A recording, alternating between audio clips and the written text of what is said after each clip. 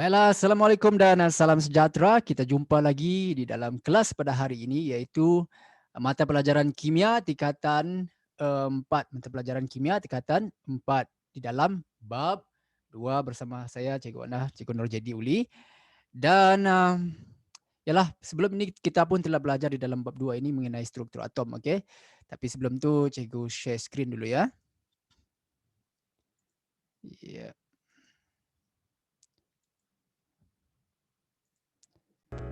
Okey. Assalamualaikum sekali lagi.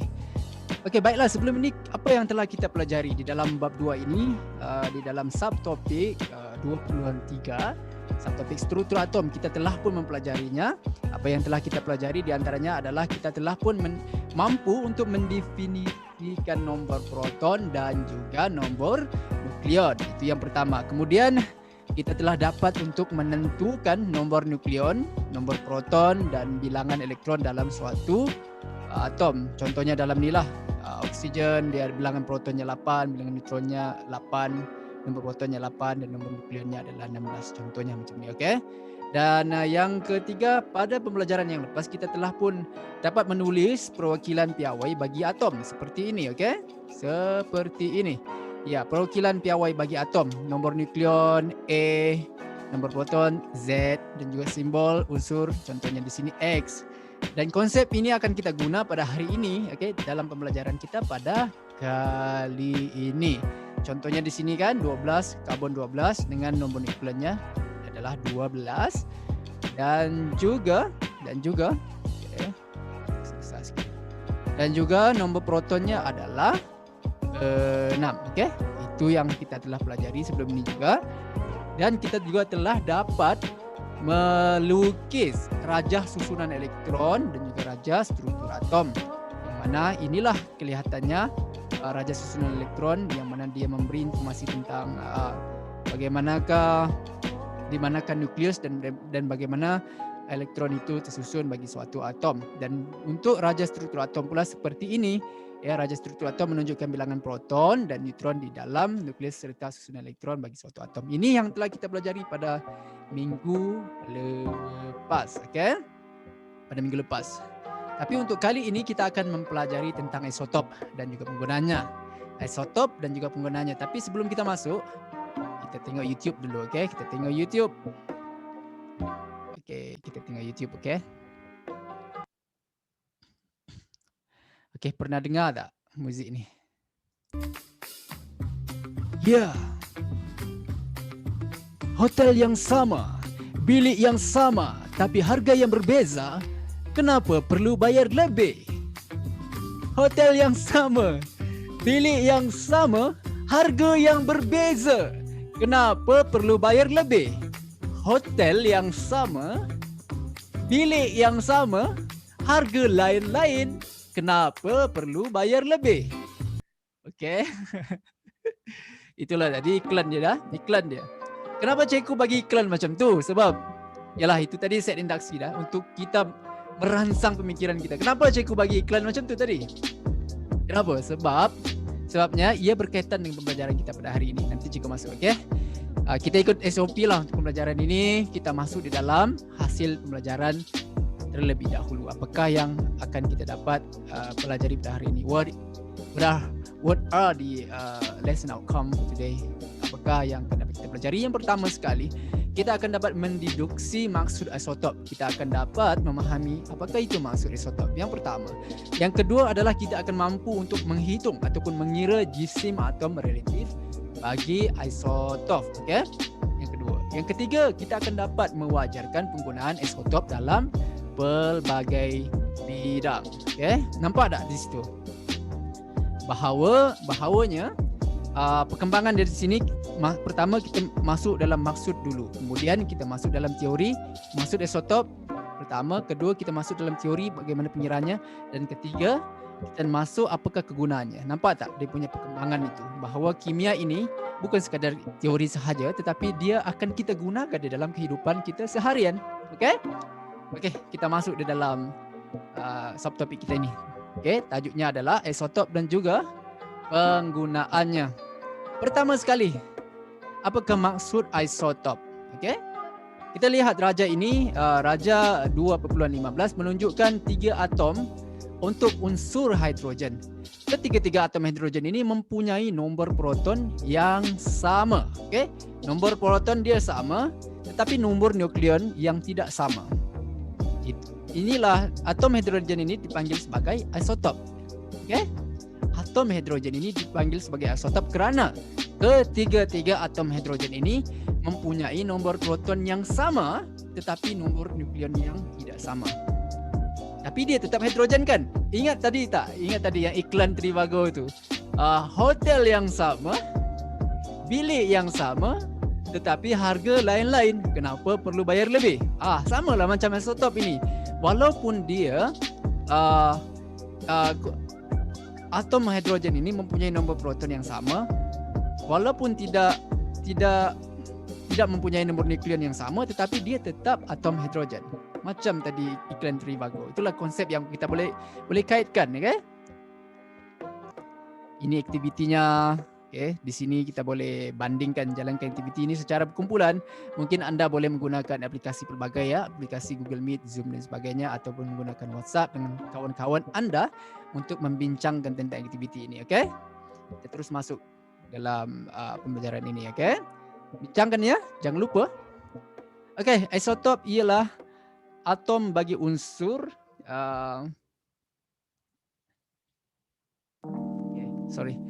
Isotop ialah atom-atom bagi unsur yang sama dengan mempunyai bilangan proton yang sama, tetapi bilangan neutron yang berbeza. Saya dah macam iklan pula kan? Isotop ialah atom-atom bagi unsur yang sama, mempunyai bilangan proton yang sama, tetapi bilangan neutron yang berbeza. Macam Trivago tadi. Misalnya klorin mempunyai 2 isotop. Iaitu isotop yang pertama klorin 35 dan kedua klorin 37. Kita tengok di dalam jadual 2.4 ini yang menunjukkan bilangan zarah subatom bagi isotop klorin. Atom klorin 35 dan klorin 37 mempunyai jisim yang tidak sama kerana bilangan neutron di dalam nukleus adalah berbeza. Di sini kita dapat lihat mengapakah nombor nukleonnya tidak sama, kerana dia mempunyai bilangan neutron yang tidak sama di dalam nukleus itu. Di dalam nukleus bagi atom klorin 35 dan juga klorin 37. Kita lihat di sini. Kita lihat ya. Kita lihat di sini. Perwakilan piawainya adalah klorin 35. Perwakilan piawai atomnya dia mempunyai nombor nukleon sebanyak 35 dan juga nombor proton sebanyak 17 dan simbol bagi hurufnya adalah Cl. Kemudian klorin 37 mempunyai sebanyak 37, nombor nukleonnya adalah 37 dan mempunyai protonnya iaitu 17, nombor protonnya. Kemudian kita pergi kepada bilangan protonnya pula. Tadi sudah kita nampak kan di dalam perwakilan piawai pun kita sudah tahu bilangan protonnya berapa. Bilangan protonnya adalah sama, kedua-duanya 17. Bagi klorin 35 17 dan klorin 37 juga 17. Tetapi bilangan neutronnya berbeza. Bilangan neutronnya berbeza yang menyebabkan nomor nukleonnya juga berbeza. Di mana klorin 35 berapakah bilangan neutronnya? Adalah 18. 18 bilangan neutron bagi klorin 35. Tapi bagi klorin 37 berapakah bilangan neutronnya? Adalah 20. Disinilah perbezaannya. Atom yang sama tetapi isotop yang berbeza ya. Atom yang sama, bilangan proton yang sama, tetapi bilangan neutron yang berbeza dan akhirnya menyebabkan bilangan nukleonnya adalah berbeza. Dan di sini kita dapat lihat di dalam jadual ini, bilangan proton dan juga bilangan elektron adalah sama kerana ia adalah atom yang neutral. Sekarang kita masuk dalam objektif seterusnya, iaitu jisim atom relatif bagi isotop. Setakat ini cikgu harap dapat nampak ya, Kebanyakan unsur wujud secara semula jadi dalam 2 atau lebih isotop. Maksudnya unsur-unsur ini dia wujud dalam dua atau lebih isotop dalam keadaan semula jadi di dalam persekitaran kita ini. Okey. Jisim atom relatif unsur tersebut bergantung kepada kelimpahan semula jadi isotop dalam suatu sampel. Apakah itu kelimpahan semula jadi? Kelimpahan semula jadi ialah peratusan isotop yang wujud dalam suatu sampel semula jadi unsur. Saya ulang sekali lagi, apakah itu kelimpahan semula jadi? Kelimpahan semula jadi ialah peratusan isotop yang wujud dalam suatu sampel semula jadi unsur. Jadi jisim atom relatif boleh dihitung daripada kelimpahan semula jadi bagi unsur yang mengandungi isotop dengan menggunakan formula berikut. Okey. Formula inilah formulanya untuk kita mencari jisim atom relatif dengan menggunakan isotop yang ada bagi sesuatu unsur. Inilah formulanya, iaitu jisim atom relatif sama dengan simbol ini, simbol macam tiga terbalik ini, dia adalah bilangan keseluruhan ataupun jumlah keseluruhan bagi dalam kurungan peratus isotop yang ada di dalam keadaan semula jadi ini didarab dengan jisim isotop tersebut dan dibahagi dengan 100. Saya ulang sekali lagi, jisim atom relatif sama dengan bilangan kesemua dalam kurungan peratus isotop didarab dengan jisim isotop tersebut dibahagi dengan 100. Okey. Kita lihat contohnya di sini. Contohnya, klorin terdiri daripada dua isotop yang kita tahu tadi. Apakah isotop pertama tadi? 35 dengan perwakilan piawainya iaitu 3517 Cl dan juga 37 17 Cl dengan kelimpahan semula jadi bagi klorin 35 ialah 75%. Okey. Klorin 35 adalah 75% dan klorin 37 iaitu 25%. Jadi daripada soalan ini nak tahu hitungkan jisim atom relatif klorin berdasarkan daripada informasi ini. Okey. Okey, kita lihat tadi rumus itu semula. Rumus ni kata jisim atom relatif sama dengan jumlah semua bagi peratus isotop yang didarabkan dengan jisim isotop bagi 100. Jadi, jisim atom relatif bagi klorin ini adalah pertama sekali kita ambil terlebih dahulu peratus isotop bagi klorin 35. Berapa? Peratus isotop bagi klorin 35 adalah 75%. Jadi kita tulis sini 75% dan didarabkan dengan jisim klorin 35. Berapakah jisimnya? Okey, jisimnya adalah 35. Nama pun klorin 35 kan? Jadi kita tutup kurungan sebab dia nak jumlah semua. Okey, itu tadi adalah klorin 35. Bagaimana pula dengan klorin 37? Okey. Bagi klorin 37, pertama sekali kita tengok berapakah peratus isotop bagi klorin 37. Peratus isotop bagi klorin 37 ialah 25%. Jadi kita darabkan dengan apa? Kita darabkan dengan jisimnya. Jisim bagi klorin 37 iaitu berapa? 25. Okey. Iaitu 37. Okey. Isotopnya, peratus isotop bagi klorin 37 adalah 25 dan juga jisim klorin 37 adalah 37. Nama pun klorin 37. Jadi hasil yang kita kira di atas itu tadi kita bahagikan dengan 100 dapatlah 35.5 dan itulah jisim atom relatif bagi klorin. Okey. Mengambil kira kelimpahan semula jadinya dan juga jisim isotop itu masing-masing. Okey, setakat ni faham? Okey, cuba pause video ni dan cuba salin ini dan tulis kembali untuk anda betul-betul memahaminya dengan menggunakan rumus yang disediakan ini tadi. Okey? Boleh? Okey. Kita pergi kepada yang seterusnya iaitu penggunaan isotop. Okey. Seperti mana yang kita nampak tadi, mula-mula kita pengenalan dulu, kita kenal apakah itu isotop dulu, kemudian kita masuk teori macam mana nak kira isotop itu, nak kira jisim atom relatif bagi sesuatu unsur itu. dengan menggunakan rumus, kemudian kita pergi kepada kegunaannya di dalam kehidupan. Okey, kegunaannya dalam bidang-bidang tertentu. Baiklah, isotop ini sebenarnya digunakan secara meluas dalam pelbagai bidang seperti yang dinyatakan dalam jadual 2.6. Isotop di sini adalah sebenarnya konsep isotop itu sendiri, okey. Contohnya dalam perubatan, isotop bagi cobalt 60, sorry tersasar. Cobalt 60 digunakan dalam radioterapi untuk membunuh sel kanser tanpa memerlukan pembedahan, dan juga digunakan untuk mensterilkan alat perubatan, untuk membersihkan alat perubatan. Okey. Begitu juga di dalam bidang perubatan, iodin 131 digunakan dalam rawatan penyakit tiroid ya, seperti hyperthyroidism dan juga kanser tiroid. Okey.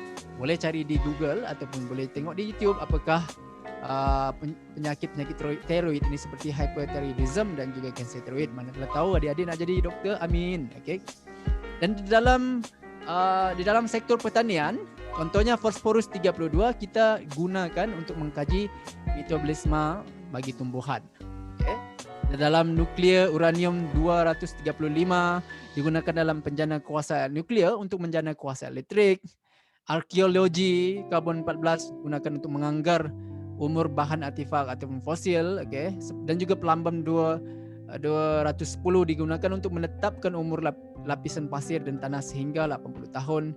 Dan begitulah seterusnya. Okay. Boleh baca ini dan cuba cari lagi di internet apakah kegunaan isotop, dan cari lagi di dalam buku rujukan, dan kemudian anda boleh berbincang dengan rakan-rakan dan juga boleh jumpa dengan guru anda yang mengajar anda. Okay? Baiklah, kemudian dalam bidang sains, khususnya kimia, telah memaksimumkan penggunaan isotop dalam pelbagai bidang. Isotop ini digunakan untuk kelestarian hidup. Penggunaan isotop mendatangkan kesan positif dan juga kesan negatif terhadap alam sekitar dan manusia. Penting tak? Pertama, penting tak konsep isotop? Penting. Kedua, yang paling penting adalah kimia itu sendiri, kerana dalam kehidupan kita tidak dapat lari daripada kimia. Okay, contoh dalam keadaan kita sekarang ni, dalam pandemik COVID-19, kita nampak betapa pentingnya pengetahuan dalam kimia itu untuk menghasilkan vaksin dan sebagainya. Okay? Untuk menghasilkan ubat-ubatan, untuk merawat sakit. Betapa pentingnya perkara ini dan betapa pentingnya kesedaran terhadap sains dan kesedaran terhadap bidang kimia itu sendiri. Okey, baiklah. Untuk aktiviti, saya memohon adik-adik bincang dengan rakan-rakan anda. Anda buat forum. Mungkin boleh guna WhatsApp ya. WhatsApp kan dah boleh lebih daripada 2 orang sekarang, boleh buat grup dan buat forum di situ. Boleh record lah ya, record screen dan sebagainya. Dan anda boleh juga pergi ke Zoom dan juga pergi ke Google Meet dan sebagainya untuk anda berbincang dengan rakan-rakan, buat forum yang seumpama ini. Okey, boleh ya? Baiklah, itu sahaja pembelajaran kita pada hari ini, dan lepas ini nanti kita akan masuk bab 3. Sebenarnya cikgu sudah pun rakam bab 3. Jadi untuk kali ini cikgu simpulkan bahawa di dalam pembelajaran ini kita telah pun mempelajari, yang pertama kita dapat mendeduksi maksud isotop itu sendiri, macam Trivago tadi, okey, yang pertama. Dan kedua, kita telah pun mampu menghitung jisim atom relatif bagi isotop. Dan yang ketiga, kita telah mewajarkan penggunaan isotop dalam pelbagai bidang. Baiklah, dengan itu terima kasih kerana masa yang anda luangkan untuk menonton video ini. Semoga video ini dapat membantu kita sama-sama belajar dan mendalami ilmu kimia. Assalamualaikum dan salam sejahtera. Assalamualaikum dan salam sejahtera.